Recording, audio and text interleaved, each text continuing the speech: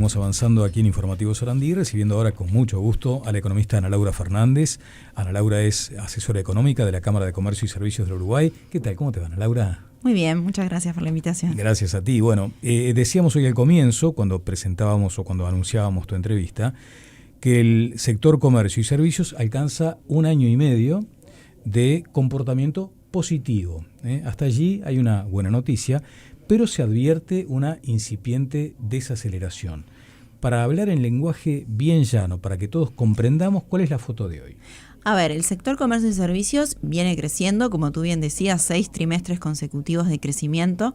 Eso nos permitió dejar de lado el periodo bien complejo que atravesó el sector, allá cuando el diferencial de precios con Argentina fue muy amplio, y eso generó efectos negativos muy importantes en el sector, con caídas muy pronunciadas en sus volúmenes de venta. Dejado atrás ese periodo, el sector comenzó a evidenciar un proceso de recuperación que fue sostenido a lo largo de los últimos trimestres. El sector continúa creciendo, sin embargo, en los últimos, te diría, 3 trimestres, viene creciendo, pero a menor ritmo. Y también con otro dato importante que lo muestran lo que llamamos nosotros los índices de difusión. ¿Qué implica esto? Es que ese crecimiento que estamos dando, que como tú bien hoy decías, es un crecimiento del 2.2%, es menos generalizado, o sea, hay pocas empresas que están hoy apoderándose de ese crecimiento. Por el contrario, tenemos una mayor cantidad de rubros que están en fase de caída. Por el contrario, a nivel de, después lo podemos ver, pero claro, a nivel de localización no es generalizado, a nivel de tamaño de las empresas, ese crecimiento tampoco es generalizado. Entonces, esos te diría que son los 2 datos, o 3 datos importantes. El sector crece, pero crece a menor ritmo, y a su vez ese crecimiento es menos generalizado. Es importante señalar que esto surge de un estudio del informe de actividad del segundo trimestre de 2025 que elabora la Cámara de Comercio y Servicios. Ana Laura, si te parece, simplemente como referencia, sí, este monitor, si se quiere, ¿no? O esta, digamos, este informe, ¿en qué se sostiene? ¿En qué se basa? ¿Con cuántas consultas? ¿A qué tipo de perfiles? Sí, perfecto. A ver, justo hoy, hace un ratito, estaba posteando, ¿no? En LinkedIn el informe y ponía algo que tiene que ver con esto, ¿no? O sea, con la disponibilidad de la información que tenemos. En el caso concreto del sector comercio y servicios hay muy poca información oficial respecto al comportamiento sectorial económico de las empresas, en particular de lo que es sector comercio y servicios. Tenemos allí un vacío estadístico importante que no hemos logrado cubrir a lo largo de todo este tiempo. Yo hace muchos años que estoy en la Cámara. ¿Y dónde está la clave para tener Bueno, esa allí hay sombra? diferentes actores, ¿no? Justo en el día de ayer estuvimos reunidos con la DGI, por ejemplo, donde ahí tenemos información muy relevante respecto al comportamiento de las empresas, en particular del sector comercio y servicios. Hablamos de facturación. Acá lo relevante no nos interesa tener el dato de la empresa, sino a nivel de lo que es el agregado del sector o de los subrubros. Pero hay mucho celo en dar data. Y bueno, es complejo, si bien esa información está disponible, el avance tecnológico, la facturación electrónica nos permite tener esa información. Sin embargo, esa información no es de acceso público. Uno puede hacer una solicitud de información, acceso a la información, pero bueno, es datos puntuales, en momentos puntuales. No, es complejo tener una serie y hacer un seguimiento diario de la información. Entonces, volviendo a tu pregunta, en pos de, cubrir ese vacío estadístico, desde la Cámara de Comercio, ya hace más de 20 años, llevamos adelante es una encuesta de actividad. En particular, nosotros le preguntamos a las empresas, cómo se comportó la venta, y acá no preguntamos volumen, sino preguntamos tasa de variación. ¿Cuál fue la tasa de variación de sus ventas en términos reales? O sea, sacamos el efecto precio en el segundo trimestre del 2025 respecto al mismo periodo del año anterior. O sea, te dan un porcentaje. Un porcentaje que es una tasa de variación. Mis ventas crecieron, cayeron, y cuánto, ¿no? Y a un número. Y a partir de ese dato, y ponderando por el personal ocupado, porque claramente no es lo mismo la importancia que tiene una empresa de 3-4 personas que un supermercado que emplea más de 1.000 personas. Entonces, a partir de eso sacamos el dato a nivel del rubro agregado, del subrubro agregado y del sector en su globalidad. En particular, para este informe nos contestaron 254 empresas que están distribuidas a nivel de todo el país. Y nos pasa, porque, a ver, esto es una encuesta que se contesta de forma voluntaria, o sea, las empresas tienen disposición de darnos esa información. Trabajamos con la empresa Equipos, que cuenta con una expertise muy importante en lo que tiene que ver con manejo de datos y encuesta y llegar al informante, y nos permite llegar a nivel de todo el país. Pero también es una realidad que si uno sigue de cerca el informe, en esta oportunidad tenemos 13 rubros relevados. Hemos llegado a tener 20 y eso oscila, informe trimestre a trimestre, porque bueno, a veces nos pasa que quizás en un determinado de rubro nos contestan pocas empresas, claro. Entonces efectivamente ese dato no es una muestra representativa del rubro como tal, entonces bueno, preferimos no mostrarlo. Bien, hay una primera distinción aparente que sería Montevideo interior, pero asumo que eso es más amplio, porque tal vez hasta podríamos llegar a regionalizar las respuestas. Bueno, el objetivo nuestro sería poder tener este dato a nivel departamental. Ese sería nuestro objetivo máximo, pero para eso necesitamos aumentar muchísimo más la muestra. Incluso te diría a nivel del dato agregado. Si ya hablo a nivel de subrubros, más aún. Claro. Pero bueno, con ese objetivo de querer llegar a tener una foto de qué es lo que pasa a nivel del país, porque sabemos que las realidades son bien diferentes. Tenemos la situación de frontera que atraviesa una realidad muy diferente, tanto la Argentina como con Brasil, la costa, o sea, hay realidades. Y en ese sentido nosotros hemos dividido al país, y así lo hicimos con la empresa de Equipos, teniendo en consideración estas diferentes realidades, al país en 5 regiones. Y allí es que dividimos lo que es Montevideo y después el interior, lo que es ¿Y qué encontraron las diferentes regiones. Y bueno, allí, por ejemplo, en particular para este informe tenemos la zona del litoral con Argentina, y la zona centro son las que presentan los principales desafíos, te diría, o los escenarios más adversos en este momento. Ahí quizás hay que ser un poco cautos en lo que tiene que ver con el resultado para el litoral.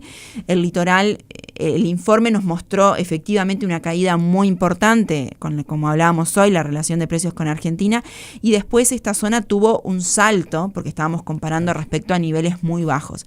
Hoy estamos en escenario de caída, pero quizás lo que nos está mostrando esto es una cierta estabilidad en el comportamiento de la actividad comercial en esta zona en particular. Vamos a ver la realidad ahora política en Argentina y cómo impacta, ¿no? Bueno, porque ya están viniendo como algunos vientitos un poquito en contra, pero bueno, muy lejos de lo que fue el escenario allá por el 2023, principios del 2024, por suerte. Te saco un poquito del informe en sí para conocer si la Cámara tiene su opinión respecto a las políticas focalizadas, regionalizadas. El Ministerio de Economía toma la decisión, sobre todo en la frontera con Brasil, de accionar con políticas bien específicas. ¿Eso resulta? A ver, está claro que la situación de frontera vive una situación diferente de forma estructural, o sea, por la propia realidad económica, social, cultural que se vive allí en esos departamentos. Y claramente esa situación se exacerba en momentos o se complejiza más aún cuando las relaciones de precios se tornan más importantes, ¿no? En particular hoy quizás ese momento lo estamos viviendo con Brasil, donde la relación de precios es más amplia y donde allí evidentemente Uruguay se encarece respecto a la economía brasileña y allí se complejiza un problema que ya es estructural en la situación de frontera, sobre todo con Brasil, que es una frontera seca y allí es bien complejo. Sí entendemos que son medidas que intentan mitigar o de cierta forma poner como un cierto remedio, ¿no? Tratar de mitigar justamente estos impactos adversos. Esto no es la solución. No es la solución. No es la solución. Ajá. Porque, a ver, la propia realidad allí lo establece, es complejo de cambiar esa propia realidad, pero sí entendemos que son medidas que tratan de paliar estos momentos adversos que está viviendo el sector comercial y la sociedad en su conjunto. Sí es importante, nosotros lo planteamos cuando participamos en el Parlamento, el monitoreo, ¿no? Porque estas realidades van cambiando, las relaciones de precios van cambiando y los impactos van cambiando. Entonces, sí es importante que estas medidas, como hoy están planteadas, que sean lo totalmente totalmente flexibles para ir a adaptarse de acuerdo a las diferentes realidades. Hoy estamos poniendo foco en Brasil, pero quizás en algún momento tengamos que poner foco en Argentina, y porque obviamente estas medidas tienen un impacto fiscal más allá de lo positivo que puede generar para la zona, ¿no? Pero es importante ese monitoreo y seguimiento y evaluación de estas medidas. Sí, es lo que sucede con el combustible, por ejemplo, en la frontera litoral, que es un estímulo, si se quiere, para tratar de paliar esta situación. Una de las preocupaciones de la Cámara, me consta, es que la frontera se iba corriendo. En la medida en que focalizabas una política de frontera, la frontera se te acercaba mucho acá. Bueno, allí incluso, porque a veces es tan complejo el tema frontera, que incluso hasta tuvimos un cierto enojo, por decir algo, de la situación de frontera, porque nosotros en Comisión de Hacienda planteamos de la importancia del control. Y decías, pero más nos van a controlar cuando ya... pero a ver, lo que sí nosotros queríamos plantear, que cuando uno pone estas medidas diferenciales, comienzan después a generarse distorsiones. Entonces, ojo con esas distorsiones y con que efectivamente estas medidas tengan un impacto en la situación, en la frontera, y que luego no se trasladen a otros... A la feria de Montevideo. Exacto, a otros departamentos, o empiecen otros a apoderarse de esas medidas que no fueron impuestas o establecidas para ellos. Entonces, también ojo con qué se da en la operativa del día a día. Pero bueno, por eso es importante el seguimiento, esto de tener un monitor, de tener espacios de trabajo conjunto, sector público y privado, para bueno, ir viendo qué va pasando en el día a día una vez que se vayan implementando. Bien, estamos hablando con la economista Ana Laura Fernández, asesora de la Cámara de Comercio y Servicios del Uruguay. Decíamos que se notan, se advierten diferencias entre regiones, eso está claro. Quieren ir un poco más allá y ponerle la lupa a cada departamento, eso vendrá con el tiempo. Pero después miden, si se quiere, el humor de los empresarios, ¿no? El estado de ánimo. ¿Qué vieron allí? Bueno, a ver, esto va en línea un poco también con estos resultados que veíamos, un sector que crece, pero que crece menos, y en línea con ello, también las expectativas se han tornado menos optimistas. Cuando uno compara, nosotros le preguntamos a los empresarios, en particular hablamos de las expectativas de corto plazo, pensadas para los próximos trimestres, lo que sería tercer trimestre del año, cierre del año 2025, y allí efectivamente vemos expectativas menos optimistas, o sea, hay una menor proporción de empresas que efectivamente esperan un crecimiento en sus volúmenes de venta en los próximos periodos. En particular, hablamos de que 31% de las empresas que componen la muestra efectivamente esperan que las ventas crezcan en los próximos meses, sin embargo, el 70% restante espera una caída o un estancamiento en sus volúmenes de venta, y vemos que estos guarismos se han ampliado, o sea, hay menor... trimestres previos había menor proporción de empresas que esperaban una caída o estancamiento. Entonces, bueno, pero esto al final del día tiene cierta coherencia con este escenario menos dinámico que hablábamos previamente, que no solamente es una realidad del sector comercio y servicios. Cuando uno ve la economía en general y uno analiza los en términos agregados, los números más agregados, ¿no? A nivel, por ejemplo, ya tenemos datos adelantados de lo que es la encuesta, los datos de actividad económica global, uno ve que efectivamente el escenario en la economía es menos dinámico. O sea, si bien la economía crece, pero crece a menor ritmo, tanto en la comparación interanual como en términos desestacionalizados. Y bueno, y eso también permea y se nota en el sector comercio y servicios, un sector bien relevante para nuestra economía. El 70% del valor agregado bruto se genera en el sector comercio y servicios, o sea que tiene un peso muy importante al final del día en estos resultados agregados que veíamos. Sí, por eso resulta un tanto llamativo ese pronóstico de crecimiento del propio Poder Ejecutivo cuando envía el mensaje de presupuesto quinquenal.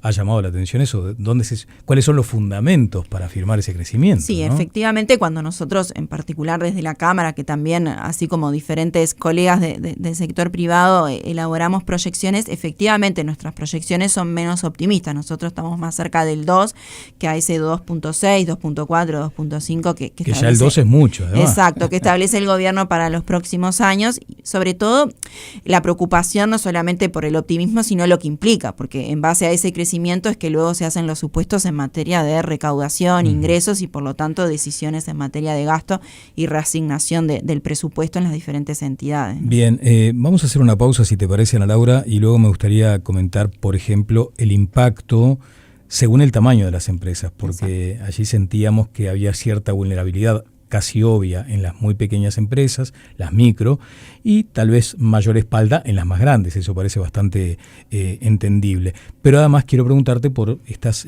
cuestiones vinculadas a la propia discusión del presupuesto quinquenal con cambios impositivos, que en algún caso no sé si dejaron gusto a poco en la Cámara de Comercio, sobre todo lo que tiene que ver con las ventas o con las compras express, las microimportaciones. Eso luego de la pausa con la economista Ana Laura Fernández. Seguimos adelante en Informativo Sarandí con la economista Ana Laura Fernández, asesora económica de la Cámara de Comercio y Servicios del Uruguay.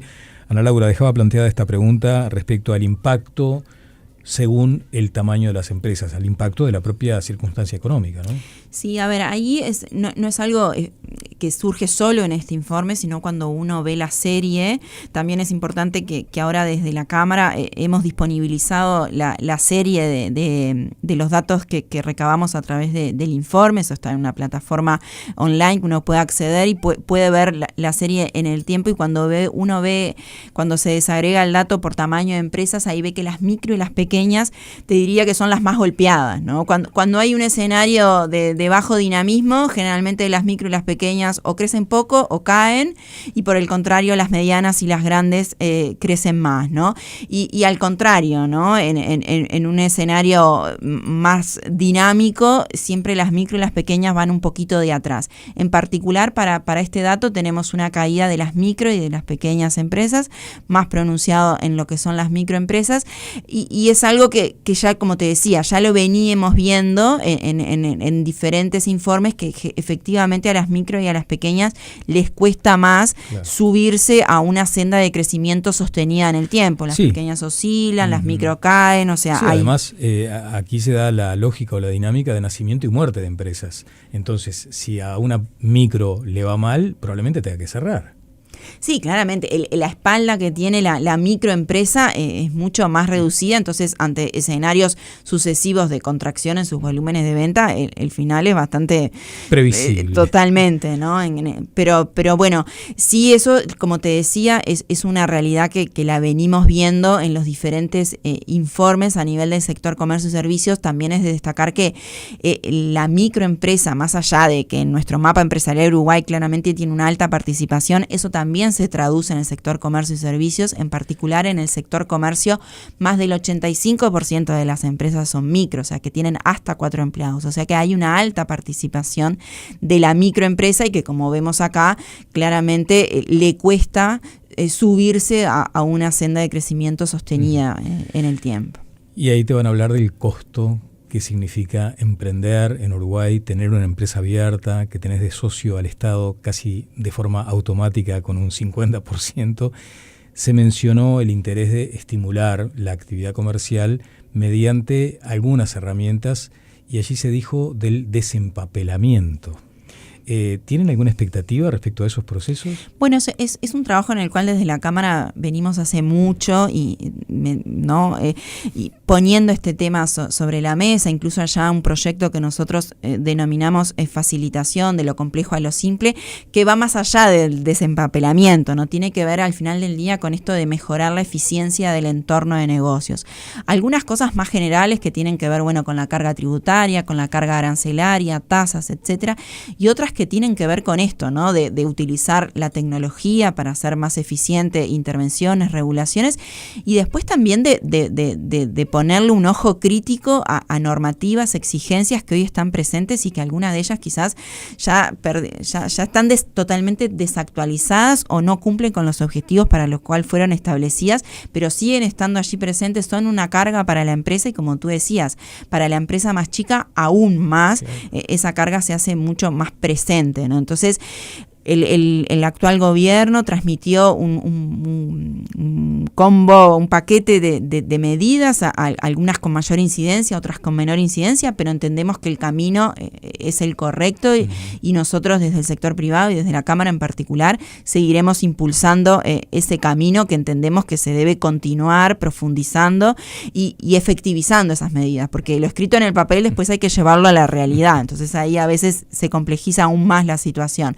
Sí está claro que, bueno, ahora con el proyecto de ley de presupuesto quedamos un poco en el parate, ¿no? Claro. De cuando el gobierno presentó y en estos periodos que vamos a tener de discusión, pero sí, nosotros como Cámara de Comercio es parte de nuestro objetivo seguir avanzando en esto de mejorar no hablamos de desregulación, sino hablamos de regular mejor, la regulación más eficiente, ¿no?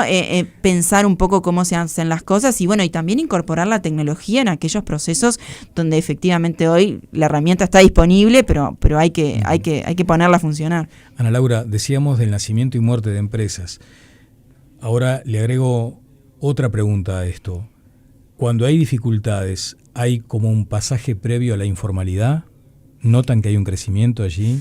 A ver, más que informalidad, sí lo que estamos viendo también, no sé si un pasaje, pero sí estamos viendo que el uso de regímenes más simplificados o de menor aporte, de menores niveles de facturación. Eso sí, lo estamos viendo en el interior, pero a nivel de todo el país, donde hay una subfacturación, donde estoy formal, pero no 100% formal, exacto. Allá algunos regímenes que el literal monotributismo, o sea, existen, eso sí lo estamos viendo, es una preocupación, porque también al final del día eso y dificulta el crecimiento de la propia empresa en aquellas que efectivamente pueden llegar a tener las condiciones para crecer, pero bueno, la carga tributaria hace que quizás, la mayor carga tributaria hace quizás se frene ese proceso de crecimiento, entonces eso también lo hablamos con las autoridades, de hacer más gradual esos pasajes a los diferentes escalones para justamente que efectivamente las empresas puedan seguir creciendo y en el contexto formal, ¿no? Bien, ya prácticamente en el cierre. La Cámara en su momento encendió la luz amarilla con el denominado efecto Temu y aparentemente el gobierno atendió ese reclamo porque toma una decisión creando un impuesto o de pronto cargando con el IVA a las compras, a esas microimportaciones que referían a las compras express. Sin embargo, parece que después con el aumento en los montos que uno puede destinar para esas compras, quedó como un sinsabor ahí, ¿no? Sí, un poco tomo las palabras del presidente Lestido, presidente de la Cámara, un poco de la frazada quedó corta, ¿no? Un poco, por un lado, esto de gravar el IVA para nosotros, o entendemos que, bueno, esto cuando hablamos de la desigualdad de condiciones, el trato desigual, bueno, parecería que tributen IVA parecía bastante razonable en un marco de lograr cierta equiparación, si bien sabemos que hay mucho más desfasaje porque no hay tributos, no hay tasa arancelaria, no hay tasa consular, etcétera, etcétera, pero sí entendemos que en cierta forma, bueno, es una señal en esto de reducir esa desigualdad. Sí está claro lo que nos preocupó de lo que está hoy escrito en el proyecto de ley, tiene que ver esto con aumentar la franquicia aumentar la franquicia de $600 a $800, eso nos preocupa porque no era algo que claramente desde el sector comercial habíamos puesto sobre la mesa, por el contrario, y también lo que nos preocupa es esta decisión de que se habilita la posibilidad de poder unificar las compras, es decir, hoy como está el régimen, mi compra unitaria no puede ser más de $200. 3 compras de $200. Ahí va, como máximo cada una de ellas. Si esto se aprueba lo establecido en el proyecto de ley de presupuesto, yo podría hacer una única compra fuera de Estados Unidos hasta $800, o sea, podría tomar esa decisión. Entonces nosotros desde la Cámara de Comercio, y así lo hemos hablado con los diferentes comerciantes, habilita el poder comprar otros productos que en relación a su valor hoy no estaban dentro de la canasta de compra en el marco de las franquicias. Sin embargo, cuando amplío y llego hasta $800, bueno, claramente puedo traer otro tipo de productos a través de las franquicias y empieza quizás a golpear a otros jugadores que hoy no estaban siendo golpeados. Vamos a esperar el debate parlamentario a ver qué sucede con esto. Economista Ana Laura Fernández, muchas gracias. Muchas gracias a ustedes, a las órdenes.